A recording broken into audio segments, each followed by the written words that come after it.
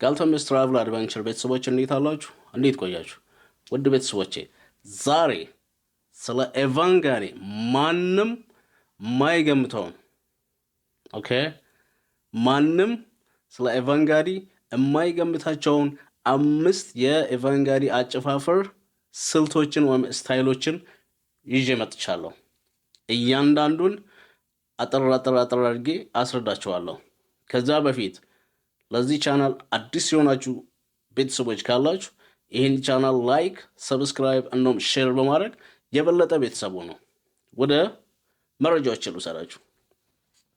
ውድ ቤተሰቦቼ ብዙውን ጊዜ ኤቫንጋሪ ሲባል ሰው ዝም ብሎ ሄዶ መጨፈር በቃ ኤቫንጋሪ እንደዚህ ነው ብቻ ነው የሚያውቀው።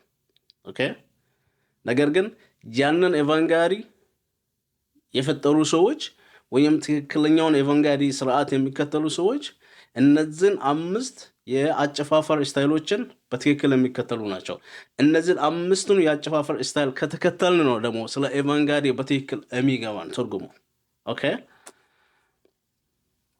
በእያንዳንዱ 5ቱ የአጨፋፈር ስታይልስ ምናልባት ከ30 እስከ 1 ሰዓት ልዩነት አለ ትራንዚሽን ውስጥ ማለት ነው። ለምሳሌ ከአንዱ የጭፈራ ስታይል ወደ ሌላኛው የጭፈራ ስታይል ለማለፍ ቢያንስ የ1 ሰዓት ወይም ከ40 እስከ 45 ደቂቃ ያለ ጋፕ ይኖራል ማለት ነው። ይሄ ምንድነው የሚያመለክተው?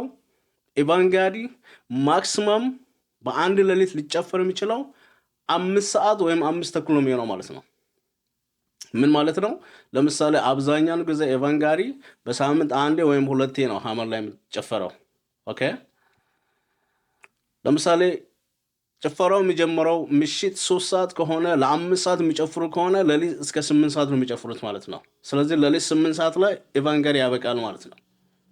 ኦኬ ለምሳሌ ሌሊት 4 ሰዓት ላይ ደግሞ ከጀመሩ ወደ 9 ሰዓት ወደ ኋላ ይገፋሉ። ማክሲመም በ5ቱ የአጨፋፈር ስታይል ውስጥ ቢያንስ የ1 ሰዓት ትራንዚሽን ነው ያለው። ይህን እኔ በራሴ መንገድ ለማጣራት ሄጃለሁ። ከአንድ 2 ኤቫንጋሪ ቦታ ላይ እንደዛ ነው ብዬ የሚደመድመው። ኦኬ ስለዚህ ኤቫንጋሪ ማክሲመም ሊጨፈር የሚችለው ለ4 ሰዓት ተኩል እስከ 5 ሰዓት ተኩል ባለው ስለ 5 ሰዓት ተከታታይ ነው የሚጨፈረው ማለት ነው በአንድ ሌሊት። ውድ ቤተሰቦቼ ይሄን ካልኩ በኋላ የመጀመሪያው የኤቫንጋሪ አጨፋፈር ስታይል ወይም ስቴፕ ጩራ ስታይል ወይም ጩራ ስቴፕ ይባላል። ጩራ ማለት በጣም በሃይ ሌቭል ወደ ላይ ጃምፕ ወይም ሲዘሉ የሚያሳይ የጭፈራ ስታይል ነው። አንዳንዴ ብቻውን እንዲዘል ይደረጋል እንደ ሙዚቃው አይነት። አንዳንዴ ደግሞ እንደዚህ በቀኝና ግራ እጅ ተያይዘው ወደ ላይ እንዲህ እኩል ይዘላሉ ማለት ነው። በጣም ሃይሊ ነው ጃምፕ የሚያደርጉት። በጣም ትንፋሽ ይፈልጋል፣ ጥንካሬ ይፈልጋል። ስለዚህ ይሄ የጩራ ስታይል ነው። ምንጊዜም ኤቫንጋሪ የሚጀምረው መጀመሪያ ወደ ላይ ከመዝለል ነው ጩራ። ኦኬ በዚህ በጩራ ጊዜ ሴቶች ከታች ሆነው በጣም ኦብዘርቭ ያደርጋሉ። አንደኛ እነሱ በእያንዳንዱ ስቴፕ ለራሳቸው የሚመጥናቸውን ወንድ ለመምረጥ እያንዳንዱን የጭፈራ ስታይል ይከታተላሉ ማለት ነው። በዛ በእያንዳንዱ የጭፈራ ስታይል ውስጥ ለራሳቸው ወይም ከራሳቸው ጋር የሚመጥን ወይም የሚሄደን ሰው ለመለየት እያንዳንዱ ስታይል በጣም ወሳኝ ነው። ለምሳሌ በጭራ ጊዜ በጣም ኃይሊ ነው የሚዘሉት። ማን ነው ከምድር በከፍታ ላይ በጣም የሚዘለው? ማን ነው 1-2 ዘሎ አመመኝ ብሎ መውጣት? ይሄን ሁሉ በጣም አውዘርቭ ያደርጋሉ ማለት ነው። ኦኬ ስለዚህ ይሄ በጣም ወሳኝ ነው። አሁን ኤቫንጋሪ ሰው ዝም ብሎ የሚወጣው ምናምን ለሾው አይደለም። በጣም ታርጌትድ በጣም ስርዓት ያለው የአጨፋፈር ስታይል ነው ኤቫንጋሪ። ስለዚህ ከጩራ በኋላ ቀጥሎ ያለው ሁለተኛው የአጨፋፈር ስታይል ጉራ ይባላል። ስለዚህ ጩራን ቢያንስ በጩራና በጉራ መሃል ያለው የ1 ሰዓት ትራንዚሽን ነው የሚሆነው። ምክንያቱም ጩራን ቢያንስ ለ40 ወይም ለ1 ሰዓት ያህል ይጨፍራሉ። ከዛ ልክ እሱን እንደጨረሱ ወደ ጉራ ስታይል ይመጣሉ ማለት ነው። ጉራ ስታይል ምንድነው? ቀደም እንደዚህ ጎን ለጎን ላይክ ሆነው ነው ሲጨፍሩ እጅ ላይ ተያይዘው። አሁን ይሄ ጉራ ደግሞ እንደዚህ ላይን ይሰሩና ጀርባ ለጀርባ ጀርባ አንዱ ጀርባውን ይሰጣል፣ አንዱ ደግሞ ከጀርባው በኋላ ሆኖ እንደዚህ ላይን ሰርቶ የሚጨፍሩት የሙዚቃ ስታይል ወይም የኢቫንጋዲ ስታይል ጉራ ይባላል። ኦኬ። ስለዚህ ጉራ ማለት ለምሳሌ በዛ ኢቫንጋዲ ምሽት ላይ 30 ወንዶች ለጭፈራ ወጥተው እንደሆን ከ30 ውስጥ 10 ይህንን ጉራን ይዘው ሲጨፍሩ ሌሎች 20ዎቹ ሙዚቃውን ያደምቃሉ ማለት ነው። ስለዚህ ሌሎች 20ዎቹ ያጨበጭባሉ፣ ሙዚቃውን ያደመቁ፣ እነዚህ ደግሞ 10 ላይን አፕ ላይክ እንደዚህ ላይን ሰርተው ስር ክብ ይሰራሉ፣ ክብ እየሰሩ ይጨፍራሉ ማለት ነው። ያኔ ሴቶች ኤንጌጅ የሚሆኑት ይመጡና የሚፈልጉትን ወንዶች ለመምረጥ በእግራቸው ከስር ነካ ነው የሚያደርጉት። አንዳንድ ጊዜ ግን ወንዱ ከተዘናጋ ይሄ ንክኪው ኃይለኛ ፍሪክሽን ይፈጥርና ወንዱ ሊወድቅ ይችላል። ምን ማለት ነው? ለምሳሌ ጉራው እንደዚሁ መስመር ይዘው ወደ ላይ እኩል ነው የሚዘሉት፣ ወርሳችሁም እኩል ነው የሚወርዱት። ወደ ላይ በሚዘሉበት ሰዓት ሴቷ ኃይሏን በደንብ ሳትጠብቅ እግሯን ልካ ወንዱን ከጠረበችው እንግዲህ አስብ፣ አንድ ሰው አየር ላይ ሆኖ እግሩ ከስር ሲመታ እንዴት እንደሚወድቅ። እንደዚህ አይነት አክሲደንቶች አንዳንዴ ሀፕን ያደርጋል። ነገር ግን እሱ ለወንዱ መጥፎ ነው። ኦኬ። አንድም ሴቷ ወይ ልትፈትን የአንተን ጥንካሬ ልትፈትን ምናምን ይሆናል ያንን ኤነርጂ በዛ ያደረገችው። ነገር ግን እሷ በእግሯ እንደዚህ ስትነካህ ወይም ስትጠልፍ ከወደቅ በቃ ሁሉም ሰው ይስቅብሃል። ለየትኛውም ሴት ደግሞ ተመራጭ አትሆንም ከዚህ በኋላ። በቃ አንተ ደካማ ነህ ማለት ነው። ደካማ ወንድ ነህ፣ ማንም ሴት አንተ ጋር ለመጨፈር ፍቃደኛ አይሆንም ከዛ በኋላ። ስለዚህ you have to be conscious። በተለይ ይሄ ጉራ ላይ በጣም ጥንቃቄ አድርገህ በሁለቱም አቅጣጫ ኮንሽስ ላይ ሆነ ላይክ መዝለል አለብህ። ሴቶች በየትኛው አቅጣጫ መጥተው አንተን ሰለክት እንደሚያደርጉ እግርህን እንደሚጠልፉ አታውቅም። ስለዚህ በጣም ጥንቃቄ እሱ ወሳኙ ፓርት ነው። እዛ ጋር ከወደክ በኋላ የአንተ ነገር አብቅቷል፣ ወደ ቤት ነው የምትሄደው ቀጥ ብለህ ተናደህ።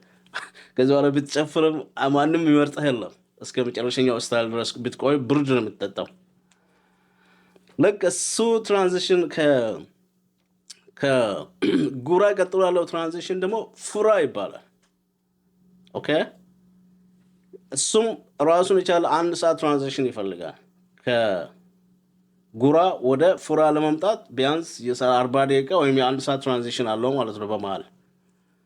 ለዛ ነው ቢያንስ ኢቫንጋዲ በአንድ ምሽት ቢያንስ 5 ሰዓት ይፈጃል ጀምሮ ለመጨረስ። 5 ያጨፋፈር ስታይል ስላለ ማለት ነው።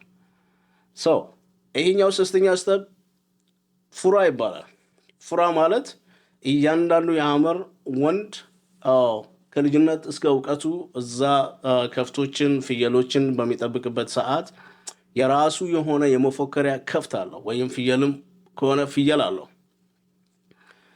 ፉራ ፓርት ወይም ስታይል ምንድን ነው? ለዛ ለመፎከሪያ ከፍቱ ስሙን ያወደሰ ወይም ለሱ የከፈለውን ዋጋ ሚሞራይዝ እያደረገ የሚፎክርበት ወይም ቀረርቶ እንደማለት ነው። ለምሳሌ ከፍቱን ነርቶ ማጉ ለግጦሽ የሄደበትን ለምሳሌ በጣም ሩቅ አገር በድርቅ ጊዜ ለከፍቱ ስል ሩቅ ሄዶ ለግጦሽ ለውሃ ዱር አራዊት ጋር የታገለበት ከጠላት ድንበር ላይ አሁን ለምሳሌ በከፍት ግጭት ከፍት አንዱ ከአንዱ በሚወስድበት ግጭት በሚፈጠር እንደዚህ አይነት ነገሮች ብዙ ዋጋ ከከፈለ ያንን ሚሞራይዝ የሚያደርግበት ፕላስ ከፍት መጠበቁን የእናትና የአባት ንብረቱን በአግባቡ መያዙን የሚያስመሰክርበት ያቺ ኢቨንት ናት። የመጨረሻ በስት ሾው ነው። ኦኬ። የመጨረሻ ምክንያቱም 30 ወንድ እዛ ጋር ቆሟል። አንተ ከ30ው በድምጽህ በፊዚካል አቋቋሚ በኮንፊደንስ እነዛን 30ዎችን በልጠህ በሴቶች አትራክት መደረግ አለበት። እሱ ከሁሉም ስታይሎች የመጨረሻ ሴቶችን ከእግር ስር የምታደርግበት የመጨረሻው ስታይል ነው። ሴቶች በዚህ ስታይል በጣም ነው ዳውንም የሆኑት ማለት በጣም አትራክትድ ይደረጋሉ በዚህኛው ስታይል። ይሄ ስታይል አንተ ትፎክራለህ። ድምፅ አውጥተህ ድምፅ ክሊር መሆን አለበት። ኮንፊደንስ አቋቋም ብዙን ጊዜ ኤቫንጋሪ ላይ ያው ሰው ትኩረት ሰጥቶ ዝም ብሎ ኤቫንጋሪ ሲባል ጭፈራው ማየቱን ነው እንጂ እያንዳንዱን ነገር ሲሪየስ ለሆኑ ስለማያይ ነው እንጂ በስታይል ትሪ ላይ ወይም ሶስተኛው ስታይል ላይ ፉከራ ወይም ፉራ ሳያደርግ እያንዳንዱ ሀመር ብቻውን ቆሞ ሌሎች ከሰርክል ሰርተው ለእሱ ያጨበጭባሉ። እሱ ብቻውን ሆኖ ነው የሚፎክረው። ስፎክር ሌላ ጊዜ ኤቫንጋሪ ስትሄዱ ውድ ቤተሰቦቼ የእጁን ምልክት ተመልከቱ። እያንዳንዱ የሀመር ወንድ እዛ ኤቫንጋሪ ላይ በተለይ ይሄ ሶስተኛው ስታይል ላይ ስደርስ እጁን በተለያየ ምልክቶች ያሳል። ለምሳሌ 30 ወንዶች ካሉ 30ም የራሳቸው የእጅ ምልክት የተለያየ ሊኖር ይችላል። ያ የእጅ ምልክት የበሬው ቀንድን ነው የሚያመለክተው። ለምሳሌ አንዳንዱ ሰው እንደዚህ እጁን አድርጎ ቆሞ የሚፎክር ከሆነ የዛ ግለሰብ በሬ ቀንዱ እንደዚህ ነው ማለት ነው። አንዳንዱ ደግሞ እንደዚህ ያደርጋል። ያ ደግሞ የሚያመለክተው የዛ ሰውዬ በሬ ቀንዱ እንደዚህ ከላይ ገጥመዋል ማለት ነው። አንዳንዱ ደግሞ እንደዚህ ያደርጋል። ይሄ ከመራ ነው የሚባለው። አንዳንዱ ደግሞ እንደዚህ ያደርጋል። ይሄ ደግሞ የሚያመለክተው የዛ የሰውየው በሬ ቀንዱ እንደዚህ ሪሼፕድ ተደርጓል ማለት ነው። አንድ ሀመር አንድ የመፎከሪያ በሬ ወይም ከብት ለማስዋብ ሌላ በሬ እንዲታረድ ያደርጋል። ኦኬ፣ ቀላል ነገር አለው። እሱ ራሱን የቻለ ሌላ ምስጢር አለው። ምናልባት እግዚአብሔር ከፈቀደ ወደፊት ቪዲዮችን ይዤ ልመጣ እችላለሁ። ኦኬ፣ የመፎከሪያ በሬውን ለማዘጋጀት ሌላ አንድ ትልቅ በሬ ለጓደኞቹ ለቤተሰቦቹ አናውንስ አድርጎ ጓደኞችን ጠርቶ ጋብዞ እነዛ ጓደኞች ናቸው ይሄንን በሬ መርጫለሁ፣ ይሄንን በሬ መፎከሪያ አደርጋለሁ፣ ከሎሩን ወድጀዋለሁ እና አስውብልኝ ብሎ ሌላ በሬ ይሰጣቸዋል። እነሱ ያንን በሬ አርዶ በልተው ከዛ ይሄኛውን በሬ ያስውቡለታል። እነዛ የቀንዶቹ ሪሼፕ የሚደረጉት ከዛ አንግል ተነስተው ነው። መቼም የበሬዎች ወይም የከብቶች ቀንድ በተፈጥሮ ዝም ብሎ እንደፈለገ ሊሆን አይችልም።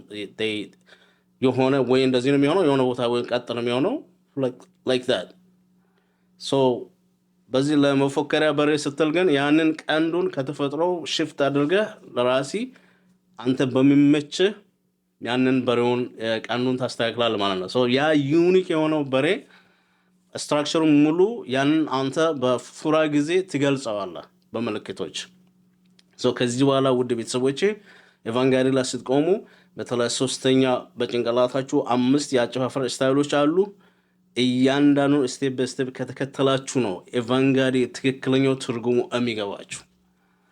ስለዚህ ልክ ይሄኛው ኢቨንት ለሴቶች በጣም ወሳኝ ነው። ምክንያቱም እዚህ ጋር በጣም አትራክትድ የሆነውን ሰው ነው እስከ መጨረሻው የኤቫንጋሪ አጨፋፈር ስታይል ድረስ ተከትለው የሚሄዱት። ከሱ ጋር ሌሊቱን ሙሉ ጨፍረው አምሽተው ቢሄዱ በጣም ደስተኛ ናቸው። ይሄ በጣም ወሳኝ ነው። የድምፅ አወጣጡ፣ አቋቋሙ፣ ኮንፊደንሱ በጣም ወሳኙ ስቴፕ ቢኖር ይሄ የፉራ ስቴፕ ነው። ከፉራ ስቴፕ ቀጥሎ የሚመጣው የየዳ ጋዲ ነው የሚባለው የየዳ ስታይል።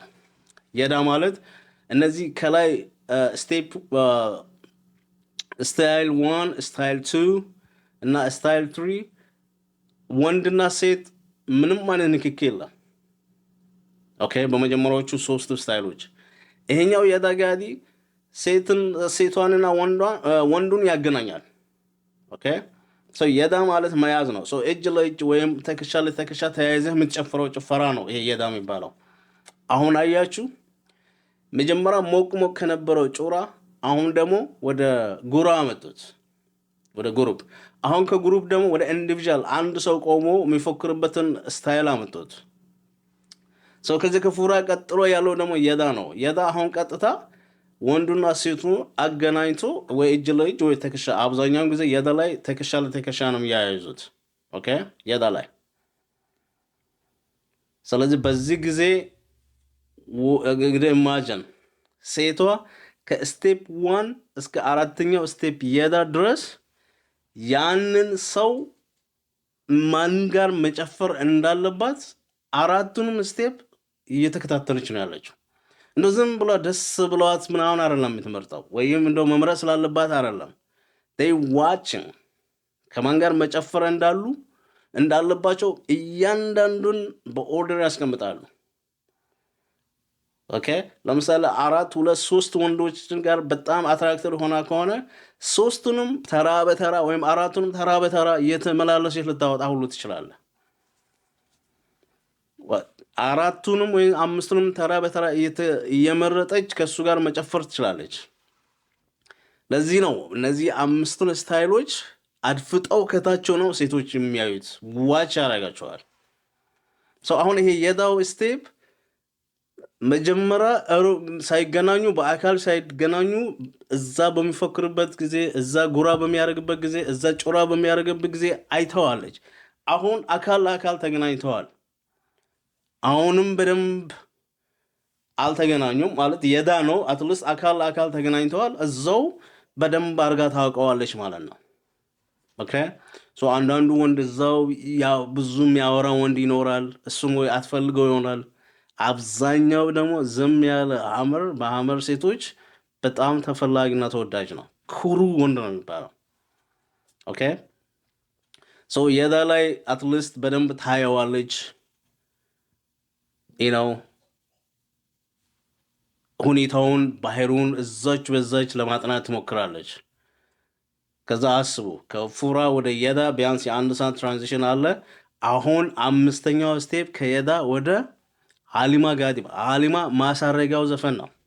ኦኬ በሀሊማ ጊዜ ሞሽኑ በጣም ኤክስትሪምሊ ስሎው ነው። ኢቭን ዘፈኑን ሲዘፍኑትም ድምጻቸው ጭምር ይቀንሳሉ። የእጅ ጭብጨባ ብቻ ነው በብዛት የሚኖረው። በጣም ስሎው ሞሽን። እንግዲህ አስቢ ከየዳ ወደ ሀሊማ ሲመጡ እንግዲህ እነዚህ ሴቶች አምስቱንም የአጨፋፈር ስታይል ባለው መሰረት እያንዳንዱን ከማን ጋር መጨፈር እንዳለባቸው ያውቃሉ። አሁን ሰለክት አድርጎ ወንድ ጋር ለመጨፈር ምንም አይቸገሩም። ጀስት ሙዚቃው በተለወጠ ቁጥር እየሄዱ ወንድ እየመረጡ ከነሱ ጋር መጨፈር ነው። ስለዚህ አሁን ሀሊማ በጣም ስሎው የመጨረሻ ማሳረጊያ ነው። ቢያንስ ለአንድ ሰዓት ወይም ለአንድ ሰዓት ተኩል ነው የሚጨፍሩት ያንን ሀሊማ ስቴጅ። ስለዚህ በሀሊማ ስቴጅ ጊዜ ቅድም የዳ ላይ ትከሻ ለትከሻ የሚያያዙ የነበሩ ሰዎች አሁን ወገብ ለወገብ ነው የሚያያዙት። ኦኬ ከዛ ወገብ ለወገብ እያያዛሉ። እንቅስቃሴው በጣም ስሎው ነው። በዚህ ጊዜ የወንዱ ደረት የሴቷን ደረት ወይም ጡት ይነካል፣ ወይም የሴቷ ደረት ወይም ጡት የወንዱን ደረት ይነካል። ጭን ግንኙነት አለ፣ መነካካት አለ። ምናልባት ይመስለኛል ይሄኛውን ስቴፕ ላይ አብዛኛው ሰው ይሄኛው ስቴፕ ላይ ይመስለኛል በተለይ በከተማ በኩል ያለው ሩመር የሚወራው ሐመሮች በኤቫንጋዲ ላይ ጾታዊ የሆነ ግንኙነት ያደርጋሉ የሚለውም በጣም ክሪቲሳይዝ የሚያስደርጋቸው እችኛው ፓርት ናት። ወደ ቤተሰቦቼ እውነት ነው። በዚህኛው የመጨረሻው የሀሊማ ስታይል ላይ በጣም የሰውነት ንክኪ አለ። እንደነገርኳችሁ ደረት ለደረት ይገናኛሉ፣ ጭን ይገናኛሉ፣ ንክኪ አለ። ያ ማለት ግን ጾታዊ ግንኙነት ማድረግ ነው ማለት አይደለም። ምናልባት ለዛ የሚያደርጉ ስሜቶች ሊነቃቁ ይችሉ ይሆናል። ግን በጣም እርግጠኛ ሆኜ የምነግረው ምንም አይነት የጾታዊ ግንኙነት በዛ ላይ አያደርጉ። ኦኬ እና ይሄ የመጨረሻው የኤቫንጋዲ አጨፋፈር ስታይል ነው። ይሄም ለአንድ ሰዓት ተኩል ይቆያል ማለት ነው። ከዛ በኋላ ሙዚቃው ወይም ጭፈራው ይዘጋል፣ ይበተናል ማለት ነው። ያኔ ከምሽቱ 3 ሰዓት ከጀመሩ 8 ሰዓት ነው የሚሆነው፣ ወይም ምሽት 4 ሰዓት ከጀመሩ 9 ሰዓት ነው የሚሆነው ማለት ነው። አንዳንዴ ሀሊማውን ለ2 ሰዓት ለ3 ሰዓት ያረዝማሉ። በተለይ ያን ደግሞ የሚያረዝሙት እነዚህ ቲኔጀሮች ከነሱ በላይ ትልቅ አዋቂ የሚቆጣቸው ሂዱ ተኙ፣ ነገ ከብቶች ቦታ እርሻ ቦታ ትሄዳላችሁ የምላቸው ከሌለ ሀሊማውን በጣም ያቆዩታል። ወይ 2 ሰዓት ወይ 3 ሰዓት ሁላ ሊጨፍሩ ይችላሉ። ያኔ ያ ነገር ከተደጋገመ የሀገር ሽማግሌዎች ከእንቅልፋቸው ተነስተው በመምጣት አርጩምቤ ቀንጥሰው ጭፈራውን እንዲበተን ያደርጋሉ ማለት ነው።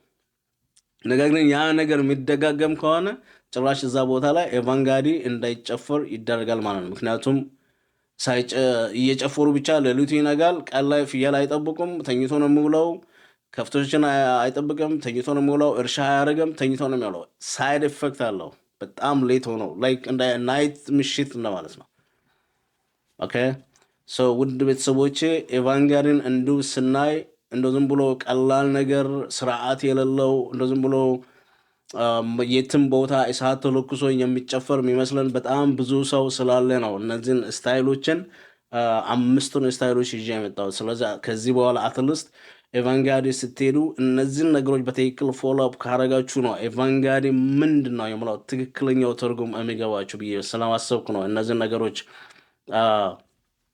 ይዤ የመጣሁት። ውድ ቤተሰቦቼ እንደተለመደው ይህንን ቪዲዮ ከወደዳችሁ በኃይሉ የማወቅ ጉጉቱ ፍላጎቱ ካላችሁ ወደፊት ሄዳችሁ እንድታዩ ኤቫንጋዲንም የቡል ጃምፒንግንም እንደውም ብሪቡንም ወጠሌ ወይም ስጋ አጠባበስ እነዚህን 4ቱን ዋና ዋና የሐመር ባህል እንዲሁ በአካል ህይወት ልምድ ለማድረግ ወይም ፕራክቲስ ለማድረግ ፍላጎት ይቅርታ ያላችሁ ውድ ቤተሰቦች ካላችሁ እኔ በቀጥታ እዛ የሚትሄዱበትን ሁኔታ ማንን ማግኘት እንዳለባችሁ ኮንታክት ላደርግላችሁ እችላለሁ። ጥያቄ ካላችሁ በኮመንት በውስጥ መስመር አስቀምጡልኝ። የሚቀጥለው ቪዲዮ ሌላ መረጃዎችን ይዤ እስክመጣ ድረስ ደህና ሁኑ። ባይ